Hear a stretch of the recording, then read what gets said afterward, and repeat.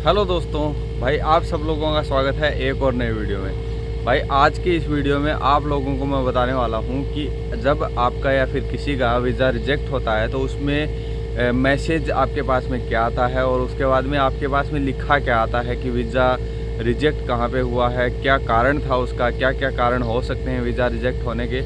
तो ये सब कुछ मैं आपको इस वीडियो में बताने वाला हूँ, तो वीडियो को आपने लास्ट तक ज़रूर देखना है। और भी कुछ इस वीडियो में बताने वाला हूँ आपको कि इटली के जो पेपर हैं वो क्यों नहीं निकल रहे हैं, कि क्या रीज़न है उसका, कि उसके में क्या क्या रीज़न है कि बहुत सारे लोगों के तो अभी तक सीज़न वाले पेपर भी नहीं निकले हैं, बहुत परसेंट लोगों के अभी तक नहीं निकले हैं। तो ये क्या कारण होता है इसमें और ये कब कब निकल सकते हैं, सीज़न वाले हो चाहे डोमेस्टिक हो चाहे पक्के वाले पेपर हो, कोई से पेपर हो।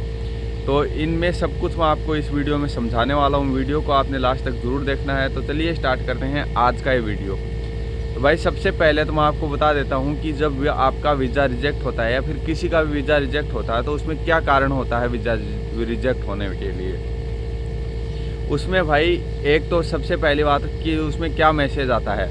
आपके पास में एम्बेसी के द्वारा मैसेज आएगा, अगर आपने कुरियर सेवा जो सर्विस होती है वो भी अगर आपने ली हुई है ना एम्बेसी से, वीएफएस से, तो भी है ना आपके पास में मैसेज आएगा कि आप है ना अपना पासपोर्ट, आपका सेम मैसेज सेम ही आएगा, लेकिन है ना एक थोड़ा सा उसमें अलग होगा कि आपका जो वीज़ा है ना, वो आपका पासपोर्ट वो है ना अपना जो एम्बेसी से कलेक्ट करने आ जाओ अगर वीज़ा रिजेक्ट हो गया तो।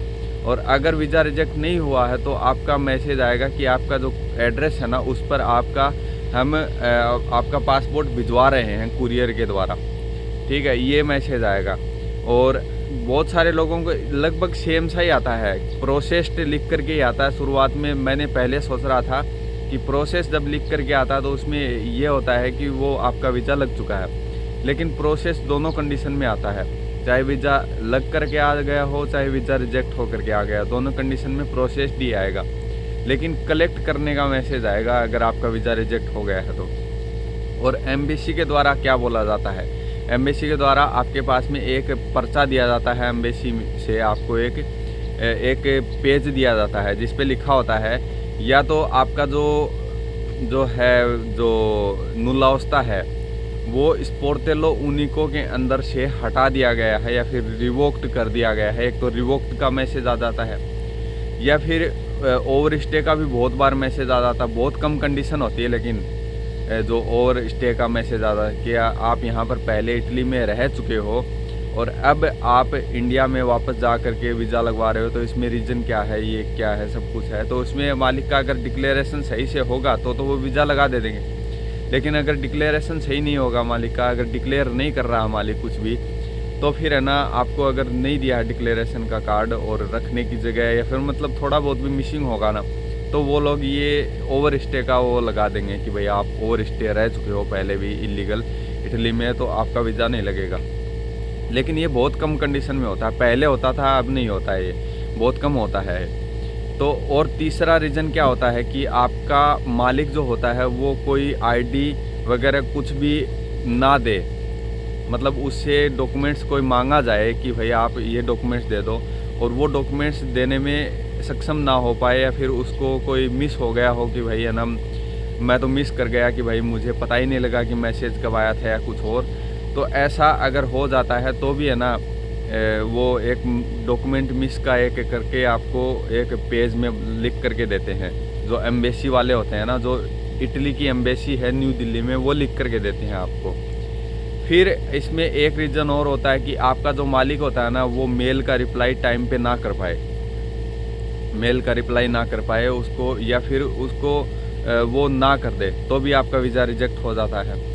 इस कंडीशन में हो जाता है, टाइम टू टाइम रिप्लाई करना होता है। जब आपका मालिक, जब वो बोल रहे होते हैं, जब 1-1.5 घंटे में अगर रिप्लाई कर देता है ना मालिक, तो वो सामने स्क्रीन खोल करके बैठे रहते हैं, वो हाथों हाथ उसको चढ़ा देते हैं और वो कंफर्म कर देते हैं कि भाई हाँ हो गया है, अब मालिक ने मेल का कंफर्म कर दिया है। और जो जिनका वीज़ा लेट से आ रहा है ना, वो ये रीज़न होता है कि मालिक रिप्लाई तो कर देता है, मेल का रिप्लाई तो कर देता है, लेकिन वो टाइम लेता है कि 1-2 दिन के बाद में रिप्लाई करेगा, या दूसरे दिन हॉलीडे आ गया, छुट्टी आ गई, या फिर तीसरे दिन हॉलीडे आ गया, 2 दिन 3 दिन लगातार हॉलीडे आ गए तो फिर वो फाइल आपकी नीचे दब के रह जाती है, फिर वो खोलते भी नहीं है वो बहुत दिन से। फिर मालिक के पास से दोबारा से आपको मेल भिजवाना पड़ता है, जो एम्बेसी होती है ना, इटली की एम्बेसी, उसमें आपको फिर से मेल भिजवाना पड़ता है कि भाई हमारा जो फाइल है वो कहीं पे दब के रह गई है, उसको निकाल करके भेजो तो सही। ऐसा आपको मेल भिजवाना पड़ता है मालिक के द्वारा। मालिक का जो वकील होता है वो भेज देता है, सब कुछ कर देता है वो।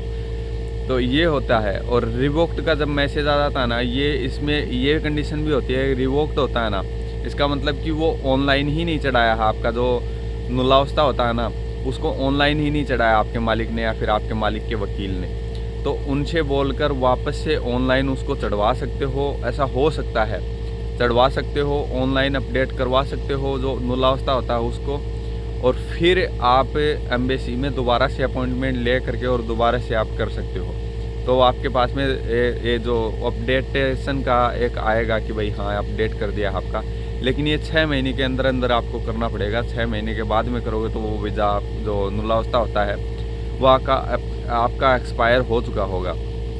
अब बात करते हैं कि आपका जो पेपर क्यों नहीं निकल रहे हैं, चाहे सीज़न वाले हो, चाहे डोमेस्टिक हो, चाहे नॉन सीज़न वाले पक्के वाले पेपर हो, कोई से पेपर हो, क्यों नहीं निकल रहे हैं, अब की बार में इतना टाइम क्यों लग रहा है। तो भाई सबसे पहले मैं बता देता हूँ कि यहाँ पर प्रोसेस हमेशा स्लो ही चलता है, थोड़ा इटली में प्रोसेस थोड़ा स्लो ही चलता है। लेकिन अब क्या हुआ था, पिछले कुछ दिनों में जो यहाँ पर इलेक्शन चल रहे थे, तो इलेक्शन के कारण यहाँ पर सारा सिस्टम थोड़ा ठप पड़ गया था। वो सारा ध्यान उसी पर लगा रहे थे सारे लोग यहाँ पर।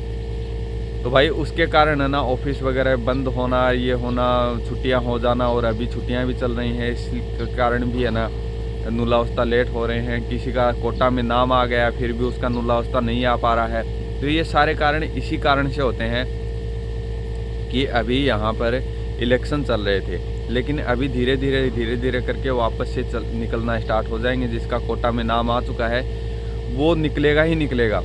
और ऐसा भी होता है कि 2023 के, 2024 के, 2025 के भी 2026 में निकल सकते हैं भाई, ये सिस्टम भी हो सकता है। बहुत कंडीशन में मैंने देखा है, मेरे कुछ दोस्त हैं उन्होंने मुझे बताया था कि भाई हमने तो 2025 में या 2024 में वीज़ा नुलावस्था भरवाया था कच्चे वाला, और वो अभी निकल करके आया भाई, और वो अभी वीज़ा लगवा करके अभी आ रहे हैं भाई 1.5-2 साल के बाद में। ऐसा भी हो सकता है। अगर आपका कोटा में नाम आ गया ना, आपका मालिक बोल रहा है कि आपका कोटा में नाम आ गया है, अगर कोटा में आपका नाम आ चुका है तो आपका वीज़ा जो नुलावस्था होता है उसके निकलने के चांस 99.9% होते हैं।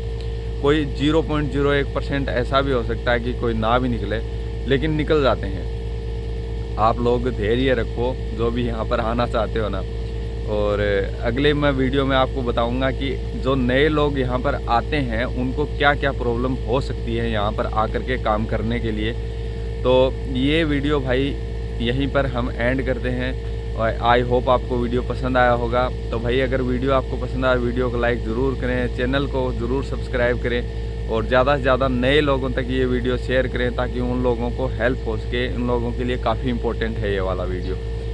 तो भाई मिलते हैं आपसे अगले किसी वीडियो में, तब तक के लिए take care and bye bye.